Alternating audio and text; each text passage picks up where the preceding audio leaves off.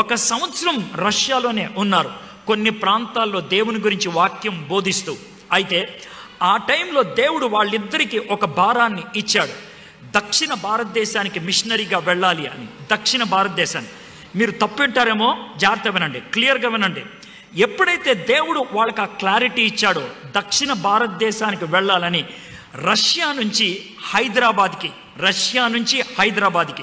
Hyderabad దక్షిణంలో airport ఉంటుంది మనకి. Airport ఉన్నటువంటి ఏరియాని శంషాబాద్ అంటారు. రష్యా నుంచి శంషాబాద్కి నడుచుకుంటూ వచ్చారు. మీకు అర్థమవుతుందా? నడుచుకుంటూ వచ్చారు, నడిచి 2 కాళ్ళ మీద నడుచుకుంటూ వచ్చారు. భార్యాభర్తలు ఇద్దరు నడుచుకుంటూ వచ్చారు. నడవటానికి 3 years పట్టింది, 3 సంవత్సరాలు నడుచుకుంటూ వచ్చారు. Did you get it? నడుచుకుంటూ వచ్చారు. మీకు కుర్చీ సరిగ్గా లేకపోతే కూర్చోరు 1 గంట వాక్యం వినటానికి.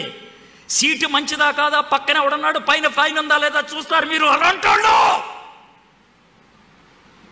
3 సంవత్సరాలు నడుచుకుంటూ వచ్చాడు ఆయన. 3 years నడుచుకుంటూ వచ్చాడు.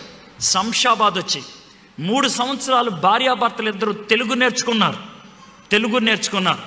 వాళ్ళు తెలుగు వాళ్ళలాగా మాట్లాడారు, తెలుగు వాళ్ళలాగా వాక్యం బోధించారు. వారం రోజులు అమెరికా వెళ్ళొస్తే చాలు, నాలిక మడత పెట్టి మాట్లాడతారు మనోళ్ళు.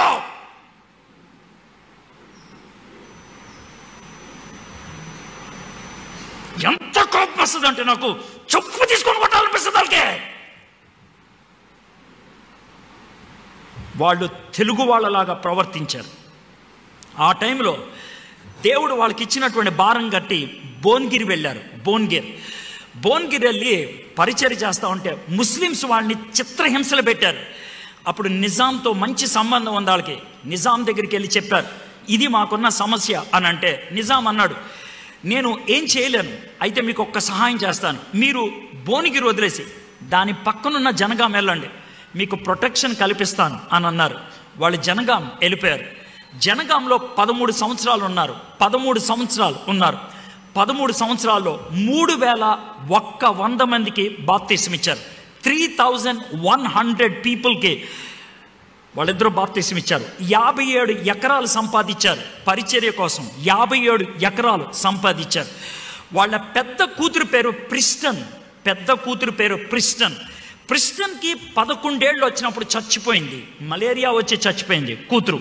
చచ్చిపోతే ఆమెను అక్కడే పాతి పెట్టారు జనగాంలో. అయితే ఆ టైంలో నిజాం హైదరాబాద్లో ఒక పెద్ద స్కూల్ కట్టాడు, రాజకుమార్తెల కోసం ఒక స్కూల్ కట్టాడు. ఆ స్కూల్ని ఇప్పుడు మీరేమంటారు తెలుసా? హైదరాబాద్ పబ్లిక్ స్కూల్ అంటారు. బేగంపేటలో ఉంటుంది. అది రాయల్ పీపుల్ కోసం కట్టాను అని నిజాం చెప్తే, జాగ్రత్త వినండి, హైదరాబాద్లో కట్టినటువంటి హైదరాబాద్ పబ్లిక్ స్కూల్ ఎలా ఉంటుందో అదే షేప్లో, అదే మోతాదులో జనగాంలో స్కూల్ కట్టించాడు ఉండ్రుపు. దాన్నే ప్రిస్టన్ హై స్కూల్ అంటారు తన కూతురు పేరున. ఎందుకు కట్టించాడు తెలుసా? అది రాజుగారి పిల్లలకైతే ఇది దేవుని పిల్లలకి అని కట్టించాడు. ఇది అర్థమైందండి? అది రాజుగారి పిల్లలకైతే ఇది దేవుని పిల్లలకి అని కట్టించాడు ఆయన. ప్రిస్టన్ హై స్కూల్ అద్భుతమైనటువంటి పాఠశాల. అది తర్వాత జూనియర్ కాలేజ్గా కూడా అయిపోయింది. ఇది ఆయన చేసినటువంటి పరిచర్య.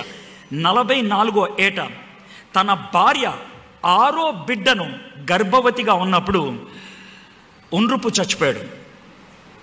తన భర్త చచ్చిపోయిన తర్వాత బతుకున్న 5 పిల్లల్ని పెట్టుకొని కొంతకాలం పరిచర్య చేసింది. ఆ తర్వాత రష్యా వెళ్ళిపోయిన తర్వాత చచ్చిపోయింది. చిన్న వయసులోనే 50 ఏళ్ళప్పుడే చచ్చిపోయింది. తన పిల్లలు అనాథులైపోయారు, కానీ వాళ్ళు దేవునిలో నిలబడ్డారు. ఈరోజు వాళ్ళ యొక్క సంతానం బ్రిటిష్ కొలంబియా, వ్యాంకోవర్, కెనడాలో సెటిల్ అయ్యారు. ఉండ్రుపు వాళ్ళు చేసినటువంటి త్యాగం అంత గొప్పది. అయితే ఇప్పుడు కనుక మీరు జనగాం వెళ్తే 57 ఎకరాల్లో మిగిలింది 6 ఎకరాలు మాత్రమే. 51 ఎకరాలు అమ్మేసుకున్నారు మనోళ్ళు. ప్రిస్టన్ హై స్కూల్ అద్భుతమైనటువంటి స్కూల్. పాఠశాలలోకి ప్రార్థిస్తూ అడుగు పెట్టాను నేను లోనకి. ప్రిస్టన్ హై స్కూల్ అనే బోర్డు చూసి ప్రార్థిస్తూ, ప్రభా నా దేశానికి నువ్వు మిషనరీలు పంపించావు, వాళ్ళు కట్టినటువంటి అద్భుతమైన పాఠశాలని లోనకి వెళ్ళంగానే గోడ మీద సిలువ కనబడాలి, కానీ కనబడలేదు. వినాయకుడు బొమ్మ కనబడింది నాకు. గీతాంజలి పబ్లిక్ స్కూల్కి అమ్మేశారు ఆ బిల్డింగ్ని. ఎంత బాధేస్తుందో చూడండి, ఎంత బాధేస్తుందో. నా దేవుణ్ణి మాదిరిగా పెట్టుకొని జీవితాన్ని అమ్మేసుకుంటే, వెల చెల్లిస్తే ఇప్పుడున్నటువంటి మనుషులు యాలం పాటేసేస్తారు దాన్ని. రక్తం ఉడుకుద్ది వాళ్ళు చూస్తుంటే, రక్తం ఉడుకుద్ది. ఇప్పుడు చెప్పండి క్రిస్మస్ ఎలా చేసుకోవాలో, ఇప్పుడు చెప్పండి నాకు క్రిస్మస్ ఎలా చేసుకోవాలో. వాళ్ళు చేసినటువంటి పరిచర్య క్రీస్తుని పోలి జీవించారు. వాళ్ళు క్రీస్తుని మాదిరిగా పెట్టుకున్నారు. డిసెంబర్ 14వ తారీఖున నేను నాయుడుపేటలో ఉన్నాను. దేవుని వాక్యాన్ని అందించడానికి వెళ్ళాను. సూళ్ళూరుపేట, నాయుడుపేట, తిరుపతిలో చాలా సందర్భాల్లో నేను వాక్యం బోధించడానికి వెళ్ళాను. SALC south Andhra Lutheran church వాళ్ళు సంస్థ అది. నాయుడుపేటలో వాక్యం బోధించడానికి వెళ్ళినప్పుడు ఇలాంటి పోడియం ఉన్నది. ఆ పోడియం ముందు సెంటర్లో సమాధి ఉన్నది. సెంటర్లో సమాధి ఉన్నది. ఆ సమాధి ఎవరిది అని చూస్తే మిలియస్ అనేటువంటి మిషనరీ. 156 సంవత్సరాల క్రితం 2000 ఆయన 2016లో 150 సంవత్సరాలు అయిందని గడుపుకున్నారు. 156 సంవత్సరాల క్రితం భారతదేశానికి వచ్చాడు. సెంటర్లో ఆయన సమాధి ఉన్నది. సెంటర్లో వాక్యం బోధించాను, అయిపోయింది. ఇలాగే రూమ్ ఉంటుంది పక్కనే, ఇలాగే రూమ్. ఆ రూమ్లోకి వెళ్ళి కూర్చుంటే ఒక పెద్ద టేబుల్ ఉంది. టేబుల్ వెనకాల పాస్టర్ గారు కుర్చీలు, టేబుల్ ముందు ఎవరన్నా కూర్చోవడానికి 3 కుర్చీలు ఉన్నాయి. పాస్టర్ గారు ఆయన కుర్చీలో కూర్చున్నారు. 3 కుర్చీల్లో మధ్య కుర్చీలో నేను కూర్చున్నాను. కూర్చొని ఇటు ఇటు చూస్తే చిన్న చిన్న సమాధులు ఉన్నాయి, చిన్న చిన్న సమాధులు. ఆఫీస్లో నేను పాస్టర్ గారిని అడిగాను, సార్ ఏంటి సార్ అని. సమాధులు అండి అన్నాడు. ఏంటి సార్ ఇక్కడ పెట్టారంటే, మిషనరీ గారు పిల్లలు చచ్చిపోతే దగ్గరే ఉంటుంది, బాగుంటుందని ఇక్కడే పాతి తీసుకున్నాడు సార్ ఆయన. మీకు అర్థమవుతుందండి, మీకు అర్థమవుతుందండి, మీకు అర్థమవుతుందా? పిల్లలు చచ్చిపోతే అక్కడే పాతి పెట్టి పరిచయం చేసి ఎక్కడ చచ్చిపోయాడైనా. ఇంటికెళ్ళలేదాయన, ఇంటికెళ్ళలేదాయన, ఇంటికెళ్ళలేదాయన. కూరలో కాస్త ఉప్పు ఎక్కువైతే అరుస్తారు మీరు. బిర్యానీలో ముక్క అందకపోతే పాస్టర్ని తిడతారు మీరు. చర్చికి వచ్చి సీటు దొరకకపోతే అరుస్తారు మీరు. మీటింగులకు వస్తే ఇంటికి వెళ్ళడానికి ఆటో ఖర్చులు ఇస్తారా అని అడుగుతారు మీరు. ఏం మనుషులండి మీరు, ఏం మనుషులండి మీరు? ఆలోచించండి ఒకసారి. అయితే ఈ మిలియస్ అనేటువంటి ఆయన మొట్టమొదటిగా వచ్చింది తిరుపతికి. సూళ్ళూరుపేట తిరుపతి వెళ్ళాడు.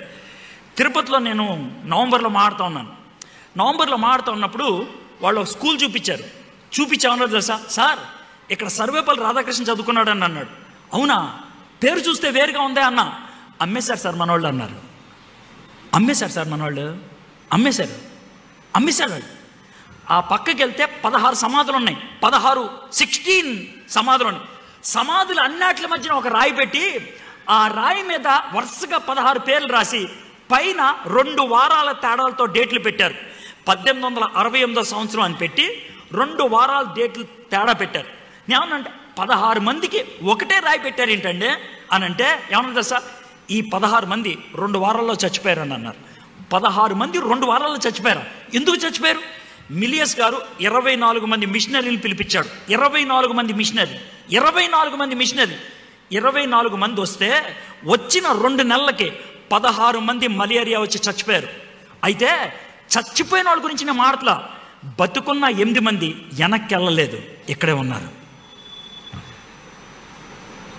బతుకున్న 8 మంది వెనక్కి వెళ్ళ ఇక్కడే ఉన్నారు వాళ్ళు. అందుకనే పరిచర్య జరిగింది.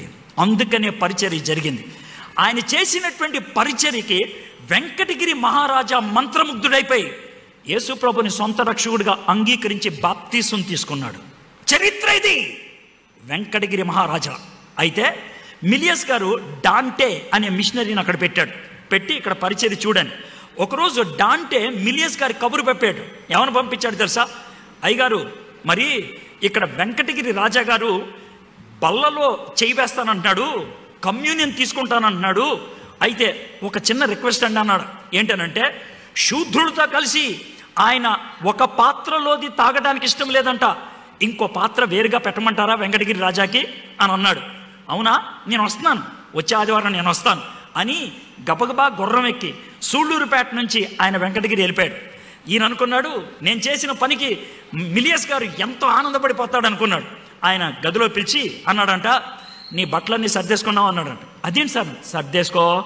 అదేంటి? సర్దుకో, పెట్టి సర్దుకో. రేపు నువ్వు చెన్నై వెళ్తావు, ఎల్లుండి నీకు షిప్ ఉంటుంది, ఇంటికి వెళ్ళిపోవు. అదేంటి సార్ అన్నాడు.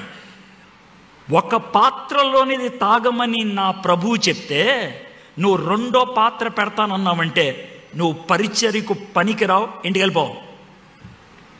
అర్థమైందండి మీకు? సేవ చేయడానికి కాళ్ళు పట్టుకుంటారు, సిద్ధాంతంలో తేడా వస్తే ప్రాణం పెట్టేస్తారు. సేవ చేయడానికి కాళ్ళు పట్టుకుంటారు, సిద్ధాంతం తేడా వస్తే ప్రాణం పెట్టేస్తారు. క్రీస్తుని పోలి నడవటం అంటే అది. క్రీస్తుకు కలిగిన మనస్సు కలిగి ఉండటం అంటే అది. యేసు ప్రభు వారికి పౌరుషం ఎప్పుడొచ్చింది తెలుసా? నా తండ్రి కట్టినటువంటి ఈ మందిరం అనేక మందికి ప్రార్థనా మందిరంగా ఉండాలి, దాన్ని మీరు వ్యాపారం చేశారని హంటర్ తీసుకొని ఎర్రగా బాధేశాడు ఆయన. అవునా? సిద్ధాంతంలో తేడా వస్తే ఊరుకోడు ఆయన. మీలో ఎవరైనా అంత అరిశాడా యేసయ్య? ఎందుకే అరుస్తావనంటే నేను మనిషిని కాబట్టి అరిసా. ఎక్కడే కనుక యేసయ్య ఉంటే ఎర్రగా బాధ ఉండేవాడు, మిమ్మల్ని ఎర్రగా బాధ ఉండేవాడు మీలో కొంతమందిని. మీ గురించి నాకు తెలియదు కాబట్టి జనరల్గా మాట్లాడుతున్నా. యేసయ్య అయితే జనరల్గా మాట్లాడు, ఒక్కొక్కడిని లేపి ఎర్రగా బాధ ఉండేవాడు. నీకెన్నిసార్లు అవకాశాలు ఇచ్చాను రా, నీకెన్నిసార్లు అవకాశాలు ఇచ్చానని. క్రీస్తుని పోలి నడవటం నేర్చుకుంటారా? ఆయన మనకి మాదిరి కావాలని, ఆయన్ని పోలి మనం నడుచుకోవాలని, నీకులాగా నాకులాగా శోధింపబడటానికి ఈ లోకంలోకి వచ్చాడు. మన పాపమునకు వెల చెల్లించడానికి ఆయన వచ్చాడు. పాపము చేయడానికి ఆయనకి అవకాశం ఉన్నది, చేయలేదు. ఆయన పాపము చేయడానికి పరిస్థితులు ఉన్నాయి, కానీ తాను చేయలేదు. పాపం లేనివాడుగా ఉన్నాడు.